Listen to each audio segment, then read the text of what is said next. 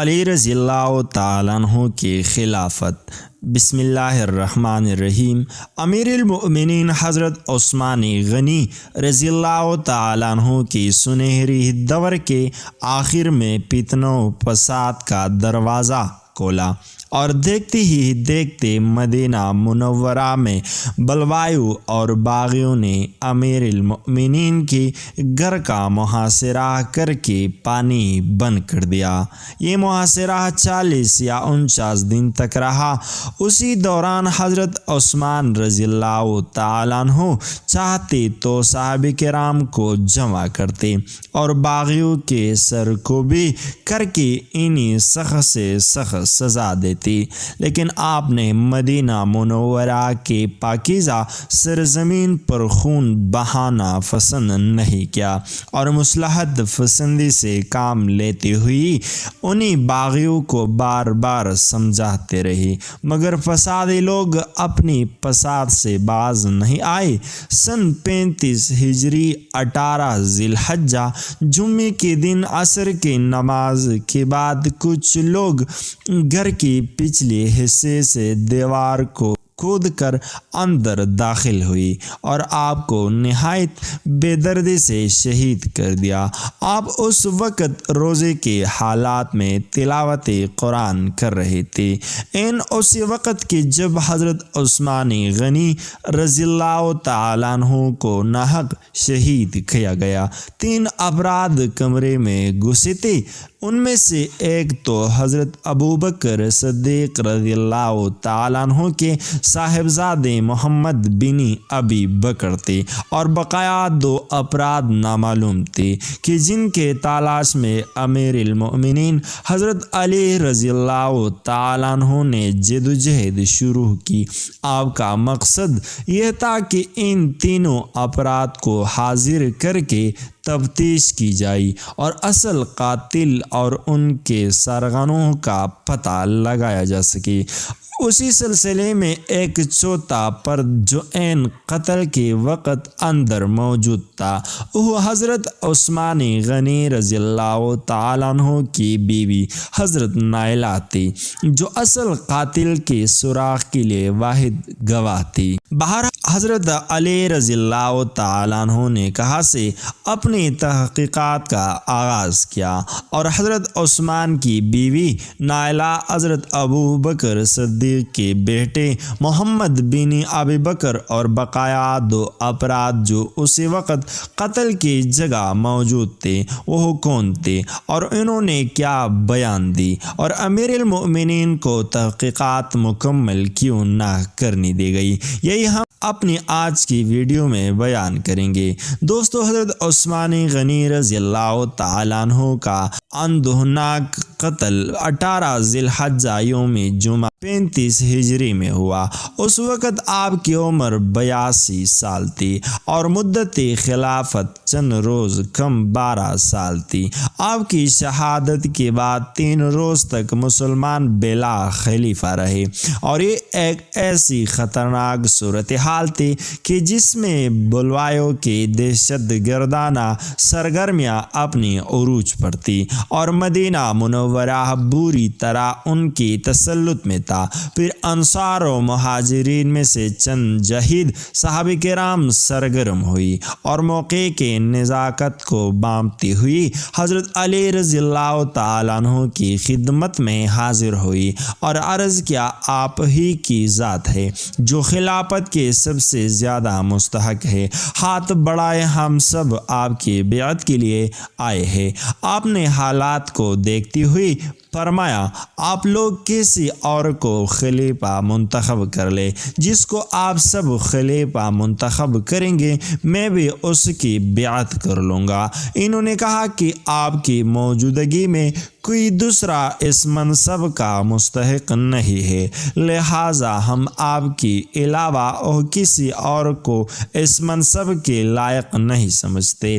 آپ نے پھر معذرت کی مگر وہ اپنی ضد پر قائم رہے، جس کے بعد آپ نے منصب خلافت کے لیے بیعت لینا شروع کر دی۔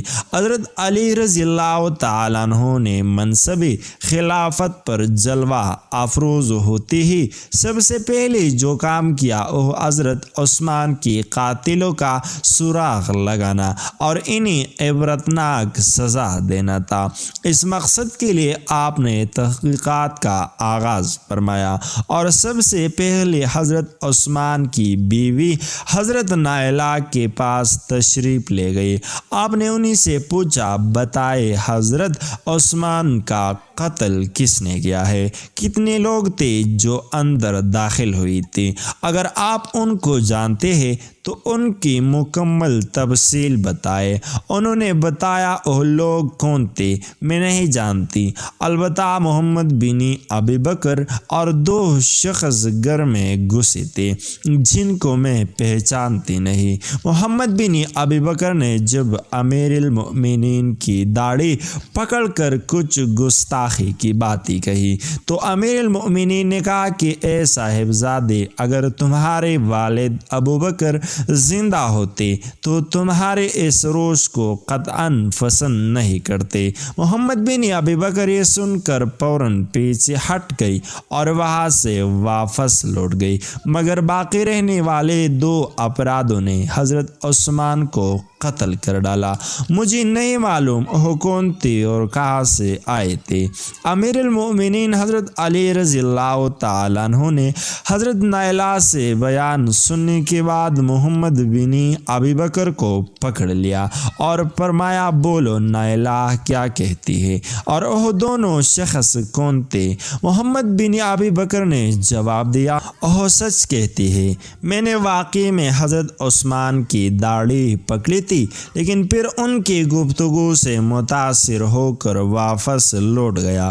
میں اللہ کی قسم کھا کر کہتا ہوں، وہ دونوں شخص کون تھے میں نہیں جانتا، میں بس اپنی کیے پر شرمندہ ہوں اور اللہ سے اپنی کی کی معافی کا طلبگار ہوں۔ بس ان دونوں افرادوں کے بیانات سے حضرت علی رضی اللہ تعالیٰ عنہ یہ بات جان گئی تھی کہ اصل قاتل وہی دونوں نامعلوم ہے جن کو تلاش کرنا بے حد ضروری تھا۔ اب وہ دونوں کون تھے اور کس قبیلے یا علاقے سے تعلق رکھتے تھے، اس کا سراغ لگانا بہت مشکل نظر آ رہا تھا۔ حضرت علی رضی اللہ تعالیٰ عنہ نے اپنے تحقیقات کا دائرہ وسیع تو کر دیا، مگر ان حالات میں بلوایوں کے گرد گھیرا تنگ نہیں کیا جا سکتا تھا، کیونکہ مدینہ منورہ میں جتنی انصار و مہاجرین تھیں ان سے کہیں زیادہ تعداد میں بلوائے تھے، اور اس کا اعتراف خود حضرت عائشہ رضی اللہ تعالیٰ عنہ اور حضرت طلحہ زبیر رضی اللہ تعالیٰ عنہما نے بھی کیا تھا کہ جو کہ قصاص عثمان کی زبردست حامی تھی۔ اب جب کہ وہ خود اعترافی تھی کہ مدینہ میں بلوایوں کی تعداد بہت زیادہ ہے، تو ایسی صورتحال میں بلوایوں کو گرفتار کرنا اور ان کو زد و کب کرتی ہوئی قصاص کا مطالبہ کرنا مدینہ میں شدید خون خرابے کا باعث بن سکتا تھا، جسے امیر المؤمنین حضرت علی رضی اللہ تعالیٰ عنہ نے انتہائی مدبرانہ طریقے سے روک لیا، مگر خفیہ طریقے سے قاتلین کا سراغ لگانے کی کوشش کرتے رہی۔ اس وقت سب سے بڑی ضرورت یہ تھی کہ قصاص عثمان کی تحریک اٹھانے کی بجائے خلیفہ وقت کی اطاعت کے ذریعے خلافت کو مضبوط کیا جاتا تھا کہ ان بلوایوں کو جو کہ مدینہ پر مسلط ہوئی تھی ان کو قراری واقعی سزا دی جاتی، اور ایسی طریقے سے حضرت عثمان رضی اللہ تعالیٰ عنہ کے قاتلوں کا سراغ لگا کر ان کو عبرت کا نشانہ بنایا جاتا۔ اس لیے ایک موقع پر امیر المؤمنین حضرت علی رضی اللہ تعالیٰ عنہ نے قصاص عثمان کی مطالبہ کرنے والوں کو فرمایا تھا، پہلی خلیفہ وقت کی اطاعت کرو، اس اس کی طاقت کو مضبوط بنا کر بلوایوں پر حاوی ہو جاؤ، پھر ہی قصاصی عثمان لیا جا سکتا ہے۔ انہیں حضرت علی رضی اللہ تعالیٰ عنہ کسی صورت بھی حضرت عثمان کے قاتلوں کو سزا دیے بغیر چھوڑنا نہیں چاہتے تھے، مگر حالات کسی اور ہی طرف اشارہ کرتے رہتے، کیونکہ صحابہ کرام میں سے ایک بڑی گروہ نے نہ تو آپ کی اطاعت قبول کی بلکہ الٹا آپ کی خلافت جنگ میں کود پڑے، جس کا خمیازہ ہزاروں صحابہ کو اپنی جان کی نذرانی دیکھ کر بھگتنا پڑا۔ اس کا ایک اور بڑا اور بھیانک نقصان یہ ہوا کہ تاریخ میں وہ نامعلوم افراد جنہوں نے حضرت عثمان غنی رضی اللہ تعالیٰ عنہ کو ناحق شہید کیا تھا، کبھی منظر عام پر ہی نہ آ سکی اور آج تک وہ نامعلوم ہی ہے۔ دعا ہے کہ اللہ تبارک و تعالی ہمیں دنیا و آخرت کی تمام بلائیں عطا فرمائے، آمین یا رب العالمین۔ اگر ویڈیو اچھی لگی ہے تو ہماری اس چینل کو سبسکرائب کیجیے اور ساتھ ہی میں بھی بیل آئیکن کو دبا دیجیے تاکہ ہمارے ہر نیو آنے والی ویڈیو آپ کو بروقت پہنچے۔ شکریہ۔